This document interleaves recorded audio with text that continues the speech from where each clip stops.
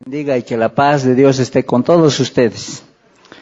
Muy bien, hermanos, vamos a hacer un pequeño resumen, pero mientras voy a ordenar mis papeles acá.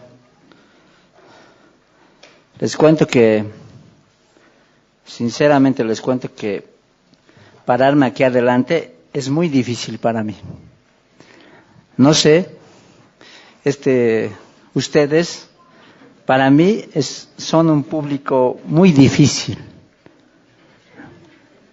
Y siempre cuando estoy aquí adelante, me desestabilizo en varias cosas en mi casa, porque tengo que pensar, volver a pensar, y siempre trato de hacer todo lo mejor que puedo, y especialmente para el Señor. Bueno, hermanos, la anterior semana solo hemos tocado un punto y un poco más del segundo versículo. Anterior semana estábamos en el capítulo 3 de la carta a Tito, el versículo 8, 9, 10 y 11 lo voy a acabar hoy, pero voy a hacer un pequeño resumen de la anterior semana para que podamos continuar y tener la enseñanza completa para hoy. Entonces, ¿se acuerdan qué es lo que más se ha enfatizado la anterior semana? ¿Qué es lo que más hemos enfatizado? Exactamente, las buenas obras. En Tito, esta palabra, hay un énfasis en esta palabra, tanto en el capítulo 1, el capítulo 2 y el capítulo 3. Ustedes al leer van a ver que se repite varias veces. Y hemos enfatizado el ocuparse de las buenas obras. Y me alegra mucho que los hermanos que han venido acá adelante a invitar y también a contar lo que ellos van a hacer, es un desafío muy bueno para cada uno de nosotros, porque nosotros, según este versículo que hemos leído, en el versículo 8, dice que debemos procurar en ocuparnos en las buenas obras. Y les he hablado acerca de una introducción de una ONG que hay en Perú, que les he dicho que ellos están llamando para que varias personas se añadan a este servicio, que puedan ayudar con 30 soles, para que puedan beneficiar a niños que carecen de dinero. Por eso he dado este ejemplo, para que vean, pero para que escuchen que la gente no creyente se ocupa en ayudar a personas que ven necesitadas. Entonces, en nuestro aspecto sería una responsabilidad muy grande como creyentes, como hijos de Dios, en ocuparnos en hacer buenas obras. Si la gente no creyente se está ocupando en hacer para poder ayudar a las personas que carecen de necesidad, gracias hermana, nosotros, ¿cómo deberíamos estar entonces? Por eso le he dado ese ejemplo de la ONG, para que vean. Porque en la carta de Efesios, en el capítulo 2, ustedes conocen los versículos de memoria, desde el verso 8 hasta el 10. Pero solo voy a agarrar el versículo 10, pero en la versión NTV, que dice, pues somos la obra maestra de Dios. Él nos creó de nuevo en Cristo Jesús, a fin de que hagamos las cosas buenas que preparó para nosotros tiempo atrás. Dice que Él nos había preparado para que estemos en esas obras. Estimado hermana y hermano, ¿en qué obra te estás trabajando? Aquí hemos visto ejemplos de de dos ministerios que vinieron y dijeron que están invitando para ir a la cárcel. El otro dijo que está invitando para ir a evangelizar. Hermano, hermana, ¿en qué te estás ocupando? ¿En qué estás trabajando? ¿Estás comprometido con la obra del Señor? ¿O solo es venir los domingos? ¿O somos, discúlpenme que les diga esto, hermanos de domingos? Por eso he enfatizado bastante el ocuparnos de las buenas obras. ¿Ya? Ahora voy a ir al segundo punto, ¿ya? Porque esta enseñanza tiene 3 puntos. Uno es, ocúpate de hacer buenas obras. Segundo punto dice, evita las discusiones necias y las falsas verdades. Y el tercer punto es, evita la herejía. Ahora vamos a ir al segundo punto. La pregunta era, ¿en qué debemos ocuparnos y qué debemos evitar? La iglesia, ¿qué debe evitar? Ahora vamos a leer el versículo 9, ¿ya? Dice, pero evita las cuestiones necias y genealogías y contenciones y discusiones acerca de la ley, porque son vanas y sin provecho. Vamos a orar. Amado Señor, te damos gracias por este tiempo, Señor. Bendice tu palabra, Señor. Abre nuestro entendimiento y ayúdanos a ocuparnos en tu obra, Señor. Ayúdanos a preocuparnos en qué has puesto en nuestro corazón en cada uno, Señor. En qué debemos servirte, Señor. Y gracias, Señor, porque tu palabra nos hace ver una y otra vez que nosotros estamos hechos para buenas obras, Señor. Gracias por este tiempo, Señor. Bendice nuevamente tu palabra, Señor. Todo esto es para tu gloria y nuestra edificación. En el nombre de nuestro Señor Jesús. Amén. Muy bien, hermanos. El versículo 9 dice, evita las cuestiones necias. Lo necio es lo insensato, lo absurdo. Dice aquí, pero evita las cuestiones necias y genealogías y contenciones y hasta ahí, genealogías. Les voy a dar un ejemplo de genealogías.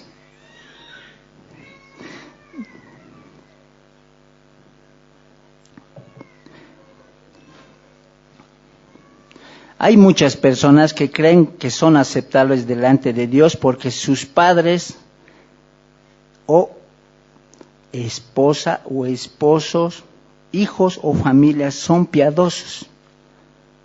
Otros creen que por la amistad que tienen con gente que en sus antepasados han tenido una vida servicial al Señor, piensan que por juntarse con ellos piensan que ya son piadosos. Conocí a un joven que estaba discipulado por Jorge Schuff. Y este joven, en la primera vez que yo conversé, era de esta iglesia, pero ya no está. Hablé con él, me presenté, le dije, ¿cómo estás? Y lo primero que me dijo, el que me discipula a mí es Jorge Schuff. Me dijo, Jorge Schuff, ¿le conoces? Me ha dicho, sí, lo conozco. Tenemos 2 textos que nosotros en el grupo familiar hacemos de Jorge Schuff, le dije. Y él siempre cuando conocía a personas nuevas se presentaba de esa manera, decía, ¿conoces a Jorge Schuff? Él me está discipulando. Y este joven pensaba que al mencionar el nombre de este hombre, de este siervo del Señor, pensaba que la gente lo iba a ver como una persona piadosa o como una persona que es obediente al Señor y que él es muy conocedor de la palabra. De esa manera a veces Nosotros, en ese caso, este joven se engañaba porque pensaba, porque tenía una buena amistad y pensaba que él estaba capacitado para poder seguir la obra del Señor. Entonces, por eso les ha dado este ejemplo de genealogías, ¿ya? Y dice, y contenciones y discusiones acerca de la ley, porque son vanas y sin provecho. ¿Cuántos de nosotros hemos tenido, no sé, conversaciones, pero que ya ha llegado tal vez a ser una contienda acerca de la ley? Cuando dice acerca de la ley, está hablando del Antiguo Testamento. No sé, yo recuerdo una vez, cuando estaba trabajando en San Pedro, vinieron y tocaron el timbre, y yo salí, abrí, y justo era un testigo de Jehová. ¿Le puedo compartir?, me decía. Y sale y me dice, y me habla acerca de la ley. Y me empieza a hablar del Antiguo Testamento, que esto, que lo otro. Y yo le dije, te quiero hacer una pregunta, le dije. Para ti, ¿quién es Jesucristo? Le he dicho. Él me dijo, Él es una creación de Dios, le he dicho. Cuando ya me dijo eso, seguía conversando. Y él, por ejemplo, él me sacó acerca de Colosenses, cuando el Señor dice que Él es su primogénito. Y me decía, mira, aquí dice que es su creación.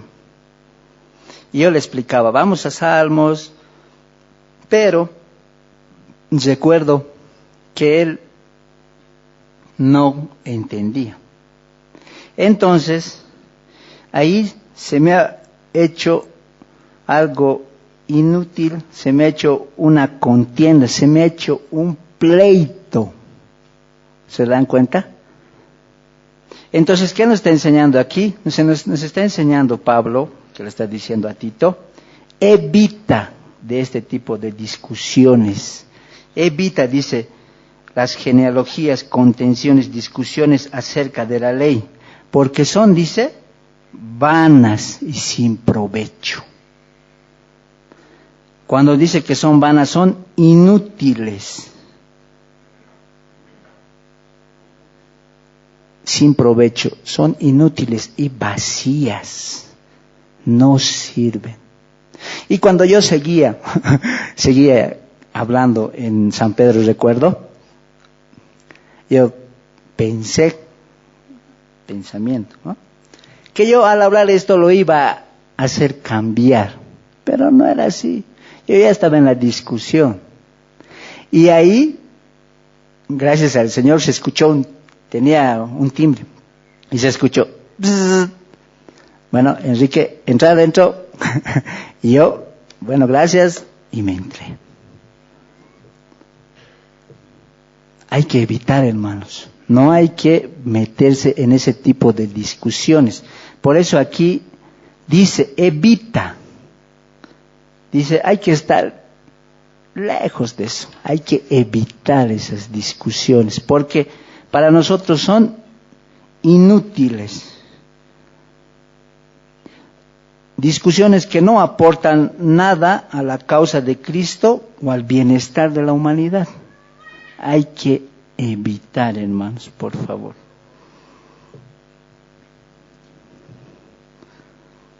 Versículo 10. Al hombre que cause divisiones después de una y otra amonestación, deséchalo, dice.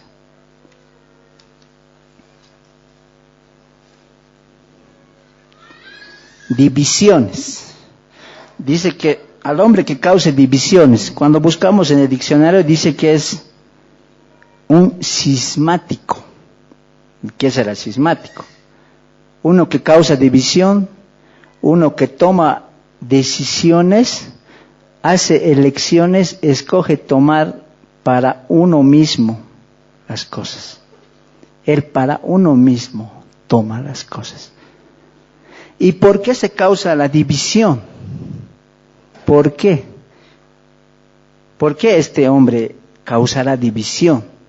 Cuando vamos a esta palabra, división, es al buscar, voy a ir a Judas, podemos ir a la carta de Judas, por favor.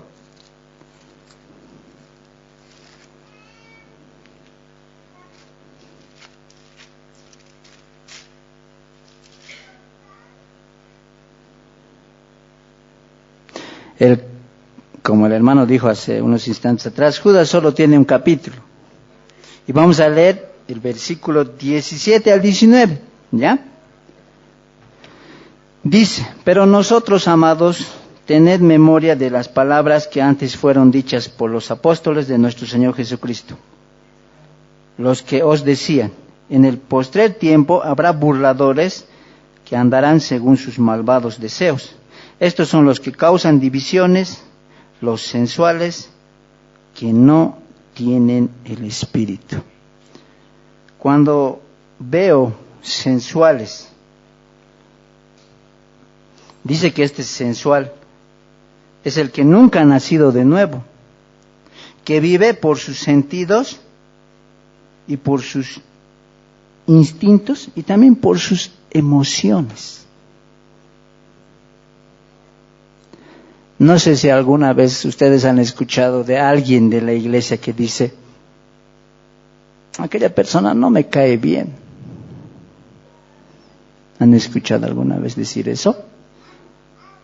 ¿Y por qué no le caerá bien? ¿No se estará dejando llevar por sus instintos o emociones si ni siquiera se ha presentado a esa persona y ni siquiera la conoce para decir que no le cae bien?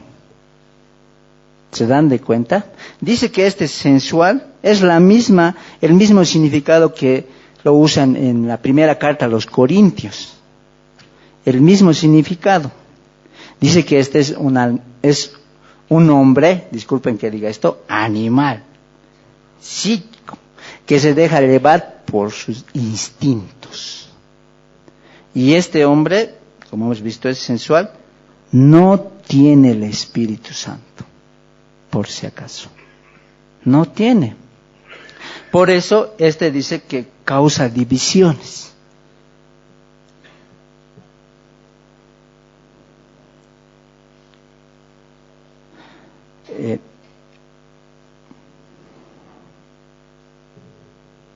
Dice, al hombre que cause divisiones, después de una y otra amonestación, deséchalo.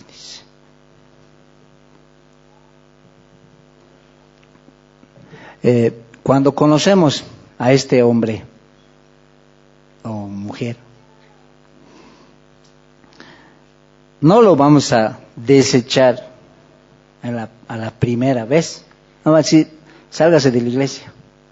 No le vamos a decir eso. Lo vamos a amonestar. La Biblia, por ejemplo, nos enseña en el Evangelio de Mateo que nosotros debemos hablar. Primero, nosotros, uno a uno. Después, con un testigo. Y después dice que díganlo a la iglesia. Entonces aquí nos está diciendo, después de una u otra amonestación, deséchalo. Y este que causa división, me estaba haciendo pensar bastante. Es casi la misma palabra y el significado de hereje. Significa cuidar de uno mismo, así lo que una persona hereje es alguien que escoge lo que va a creer. ¿A ustedes cuántos de ustedes conocen a personas que escogen lo que van a creer? Este es un hereje que escoge, dice, no, esta partecita yo voy a agarrar, pero esta no la voy a hacer caso. Dice que es ese. ¿Cuántos de nosotros cuando el Señor nos manda especialmente en este versículo, dice, procuren en el verso 8 ocuparse de las buenas obras. ¿Esto será que el hermano Enrique les está diciendo a ustedes? ¿No será que el Señor le está mandando esto de parte de Pablo a Tito, que le dice, procuren, estén en eso, hagan? Y como vemos en Efesios, dice que el Señor nos ha creado para que estemos en las obras de Dios. Si yo no creo eso, entonces no estaré comportándome como un hereje, porque quiero creer lo que a mí me gusta y no lo que la palabra dice. Y dice que este hombre hereje, dice que está en la iglesia. Está en la iglesia. Se asocia con los creyentes. Pasa así la mayoría de tiempo con ellos. La mayoría de ellos permanece en la iglesia. La mayoría. ¿Cómo ser, hermanos? ¿Nosotros tendremos este comportamiento? ¿Seremos así que escogemos qué creer y qué no creer?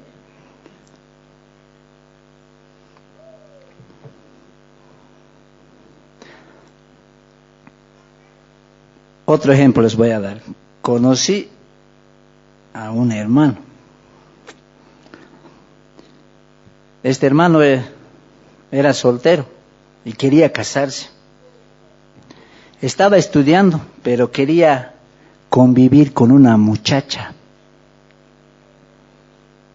en su casa para ver cómo le va, y en un determinado tiempo, si veía conveniente, se casaba. Y me preguntó, ¿qué opina usted?, me dijo. ¿Qué le parece? ¿Qué haría usted?, me dijo. Yo le dije, ¿qué dice la Biblia respecto a esto? Vamos a Mateo capítulo 1, le he dicho. Vamos a leer del versículo 18 al 25. Hemos leído.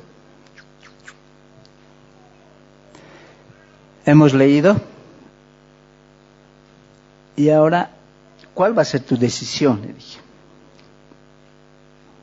Porque él me dijo que se había acercado donde otros hermanos de otra iglesia y le habían dicho, sí, te es permitido, puedes convivir con la muchacha. Por si acaso, en el capítulo 1 de Mateo, los versos que les he dicho hablan de José y María. ¿A ver? Entonces, este jovencito quería convivir con la mujer, con la muchacha, y para ver si le gustaba, recién casarse. Pero antes de eso, ellos se iban a tocar. Entonces, iban a enamorar, como dice, ¿no? Entonces, cuando iba a enamorar, ¿qué iba a pasar? Iba a tocarle, ¿qué iba a pasar? Iba a haber pecado. Entonces, este jovencito, cuando yo le dije eso, no le gustó para nada. Y se fue a otra iglesia. Igual ya no está aquí, era de esta iglesia. Está en otra iglesia. O sea, estoy dando estos ejemplos, ¿ya? Para que vean, a las personas cuando no les gusta algo que la palabra dice, se van.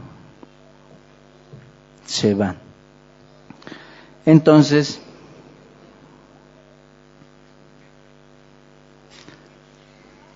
volvemos al versículo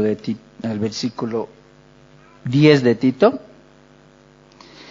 Dice, al hombre que cause divisiones después de una u otra amonestación, deséchalo, sabiendo que el tal se ha pervertido y peca y está condenado por su propio juicio.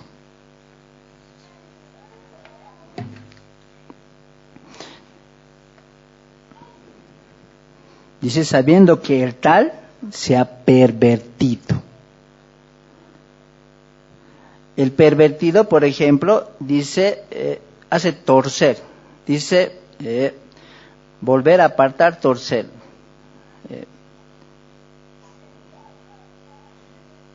Giro, convertirse.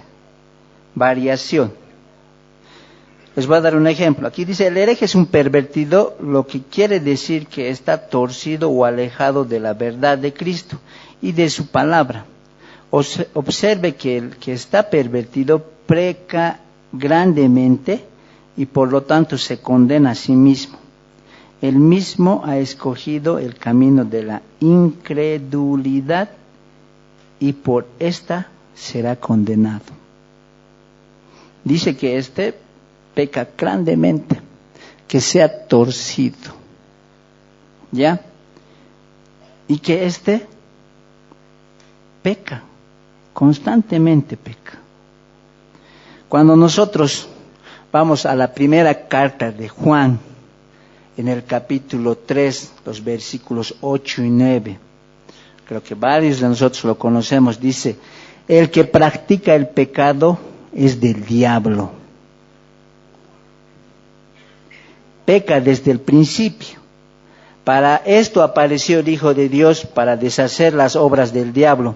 Todo aquel que es nacido de Dios no practica el pecado, porque la simiente de Dios permanece en él y no puede pecar, porque es nacido de Dios. Dice que pervertido, según la palabra les estoy diciendo, practica el pecado. ¿Qué lo hace? Constantemente. Y es un incrédulo que no cree. Hay cosas que él agarra, esta parte me gusta, pero esta parte no me gusta. Y eso, no sé, eso es lo que a mí me ha hecho pensar bastante. Cuando he vuelto a leer, me ha hecho pensar mucho, me ha hecho llorar, hermanos, bastante. Porque a veces en mí el pecado ya no me domina, pero a veces mi pecado sale y quiere hacer lo que a él le gusta, no lo que a Dios le gusta. Y a veces me veo y cuando leo la palabra me refleja lo que soy y me hace sentir muy mal.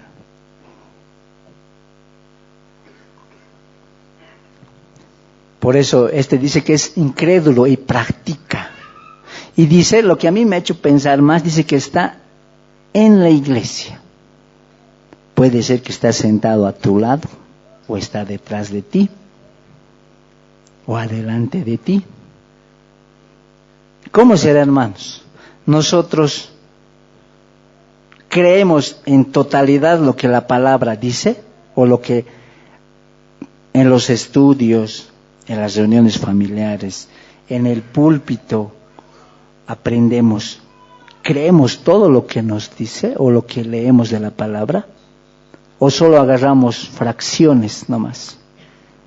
¿Cómo es, hermanos? A mí me ha hecho sentir muy mal, porque a veces quiere salir eso, mi rebeldía quiere decir, no, yo no voy a hacer caso, no, yo no quiero hacer esto, y me quiero rebelar.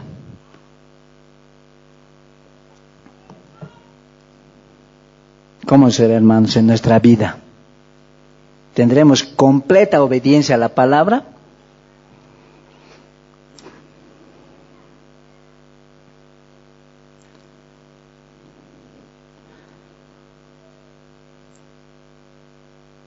Dice que el que peca está condenado por su propio juicio.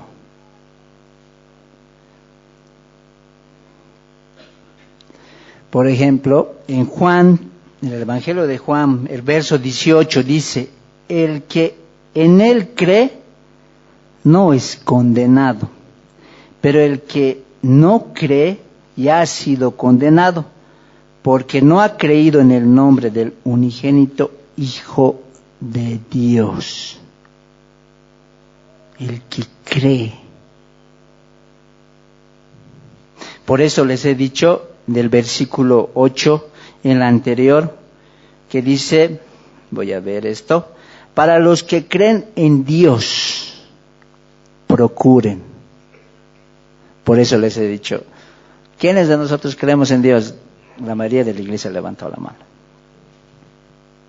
Esto vuelvo otra vez al tema del pervertido, me ha hecho pensar mucho. Y he tratado de buscar varias cosas que no sean ofensivas. Porque yo dije que si voy a ser ofensivo, tal vez ya nunca más me van a invitar a predicar. Porque yo, hermanos, yo soy capo para ser ofensivo. Capísimo. Por eso he tratado de buscar, de ser lo más simple y no ser ofensivo.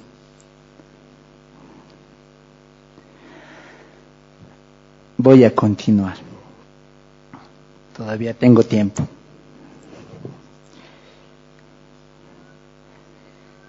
Esta persona, voy a seguir enfatizando ya, esta persona que vive bajo sus emociones, sus sentimientos, y no hace caso a la palabra, sino hace caso a lo que él quiere creer.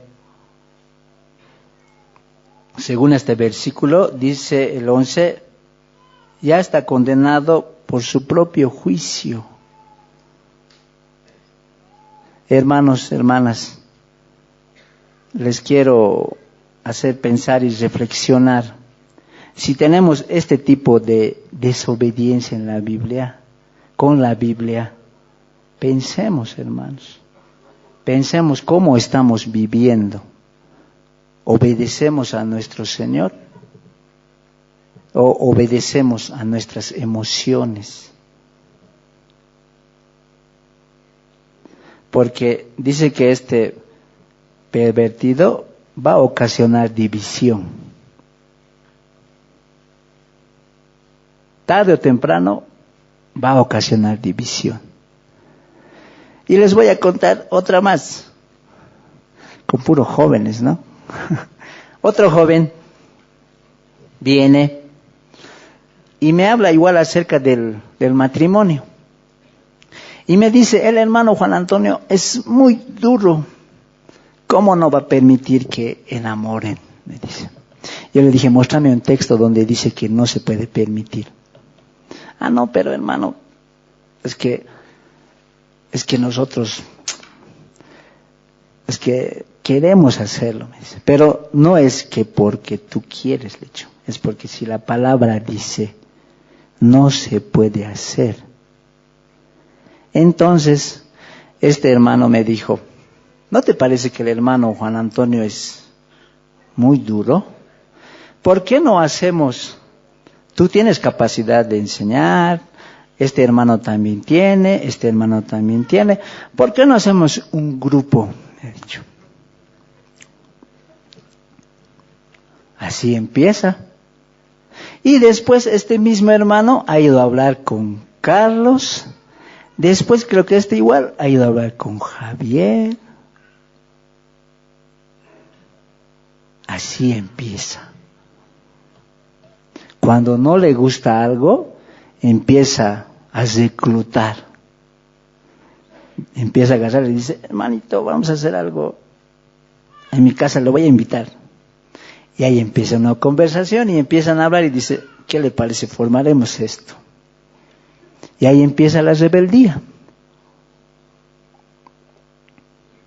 Entonces, esta persona, este pervertido, tarde o temprano va a salir en la iglesia. Así que, hermanos, autoanalicémonos. Dice que está con nosotros, convive con nosotros. Está con nosotros en la reunión, vive con nosotros en la reunión. Está, participa, canta, tal vez, no sé, está en un ministerio, pero después lo van a ver, va a salir.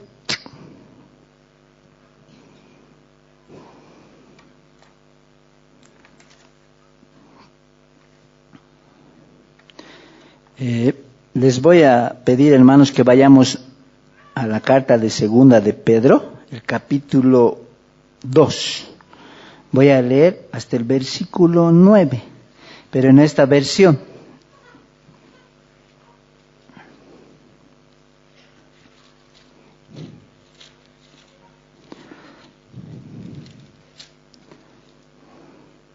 En la NBI voy a leer. Dice: en el pueblo judío hubo falsos profetas, y también entre ustedes habrá falsos maestros, que encubiertamente introducirán herejías destructivas, al extremo de negar al mismo Señor que los rescató. Esto les traerá una pronta destrucción. Muchos los seguirán en sus prácticas vergonzosas, y por causa de ellos se difamará el camino de la verdad. Llevados por la avaricia, estos maestros los explotarán a ustedes con palabras engañosas. Desde hace mucho tiempo su condenación está preparada y su destrucción los acecha. Versículo 4. Dios no perdonó a los ángeles cuando pecaron, sino que los arrojó al abismo, metiéndolos en tenebrosas cavernas y reservándolos para el juicio. Tampoco perdonó al mundo antiguo cuando mandó un diluvio sobre los impíos, aunque protegió a 8 personas, incluyendo a Noé, predicador de la justicia. Además, condenó a las ciudades de Sodoma y Gomorra y las redujo a cenizas, poniéndolas como escarmiento para los impíos. Por otra parte, libró al justo Lot, que se hallaba abrumado por la vida desenfrenada de esos perversos, pues este justo, que convivía con ellos y amaba el bien, día tras día sentía que se le despedazaba el alma por las obras inicuas que veía y oía. Versículo 9. Todo esto demuestra que el Señor sabe librar de las pruebas a los que viven como Dios quiere, y reservar a los impíos para castigarlos en el día del juicio. Esta palabra me ha hecho llorar, hermanos. Dice, sabe librar. Dice que Él nos preserva, nos va a sacar, nos va a guardar, nos va a proteger del daño. Si es que hay uno aquí, un pervertido, el Señor lo va a sacar. Si nosotros estamos tal vez conviviendo con una persona así, el Señor nos va a proteger, nos va a cuidar.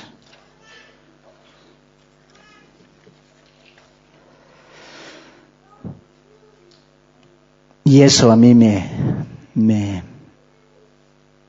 alivia. Me alegra bastante. Y honestamente les cuento, cuando he leído esto voy a seguir con esto del hereje y del pervertido. No sé por qué, pero voy a seguir. Saben, cuando he tocado esto, algunas veces me ha pasado a mí desobedecer en algunas cosas. ¿A ustedes no les ha pasado, hermanos? Y me he sentido como este hombre así, pervertido, uno que le gusta lo que él quiere obedecer, y eso me ha llevado a ver cómo soy yo. Si no hubiese sido por la gracia del Señor, no estuviera en primer lugar hablándolo de estas cosas, ni compartiendo lo que Él nos enseña. Por eso quiero que cada uno de nosotros nos analicemos si somos como esta persona. Por eso estoy enfatizando bastante. Si somos así como esa persona, no, ya estamos condenados, hermanos. Así que tenemos tiempo para poder arrepentirnos si somos así. Si actuamos de esa manera, tenemos todavía tiempo. Ahora es tu tiempo. Si lo haces, si actúas y vives de esa manera, ahora es tu tiempo para arrepentirte. Porque después ya va a ser tarde. En conclusión, hemos visto los 3 puntos. Estos 3 puntos me ha llamado mucho la atención porque en estos pasajes, en estos versículos de Tito, el Señor nos enseña a la iglesia en qué debe ocuparse y qué acciones debe evitar. Dice que nosotros debemos ocuparnos en las buenas obras. Ese debe ser nuestro pensamiento. En nuestro pensamiento debe estar eso. Y dice el segundo punto, dice que debemos evitar las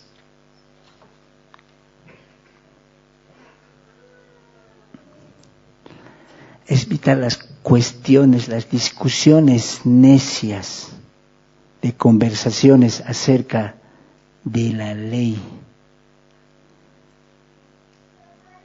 Yo recuerdo que cuando fui a estudiar a un seminario allá en Calacoto, eran varios hermanos de diferentes iglesias. Y cuando te conocías, decías, ¿cómo estás? Le hablabas, ¿no? Y te decía, ¿eres amillennialista? ¿Qué eres? ¿Eres predestinado? ¿Crees en la predestinación? Ese tipo de términos a veces usaban. Y más se fijaban si tú eras amillennialista o no amillennialista. Y eso era la prioridad en ese lugar. Esas eran las cuestiones. Pero cuando tú le preguntabas a esa persona, discúlpeme, ¿en qué iglesia está usted? No estoy yendo a la iglesia, me decía. ¿Por qué no va? Es que estoy buscando de iglesia a iglesia, estoy pasando de una iglesia a otra iglesia. Y le preguntabas al otro que hablaba de estas cosas y le decías, discúlpeme, ¿usted está sirviendo a la iglesia? No, no estoy sirviendo a la iglesia. Entonces, solo era palabras, pura palabras inútiles. También en estos versículos nos enseña a evitar. Tu hermano, hermana, si tú ves a un hermano que quiere causar división, habla con esa persona. Y si no, lo que le dice en el Evangelio de Mateo, 2ª, 3ª, y después habla a los líderes y se lo va a sacar. Porque esta persona no puede estar en la iglesia porque contamina la iglesia.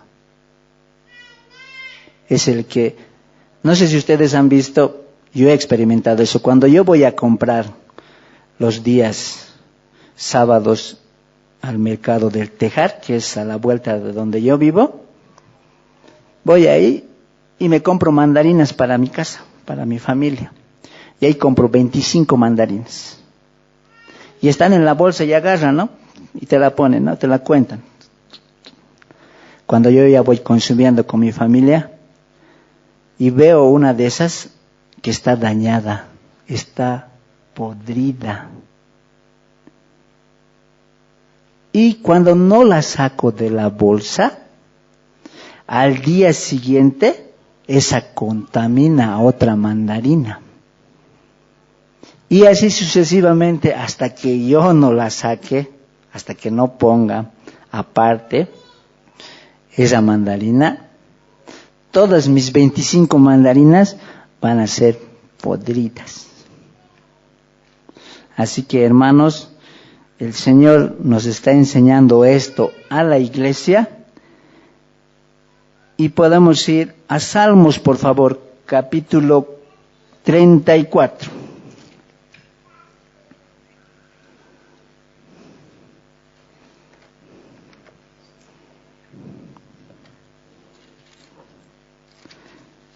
Salmos 34, el versículo 15 al 19. Les pido por favor que leamos juntos todos estos versículos a la cuenta de 3. Por favor, todos pueden leer cuando cuente hasta 3, desde el versículo 15 hasta el 19. Por favor, Salmos 34, del 15 al 19. Dice, a la cuenta de 3, ¿ya? 1, 2, 3. Los ojos de Jehová están sobre los justos, y atentos sus oídos al clamor de ellos. La ira de Jehová contra los que hacen mal, para cortar de la tierra la memoria de ellos. Claman los justos y Jehová oye, y los libra de todas sus angustias. Cercano está Jehová a los quebrantados de corazón, y salva a los constrictos de espíritu. Muchas son las aflicciones del justo, pero de todas ellas le librará Jehová. Esto es palabra de nuestro Señor. Que Dios los bendiga, hermanos. Que Dios los bendiga. Gracias, hermanos.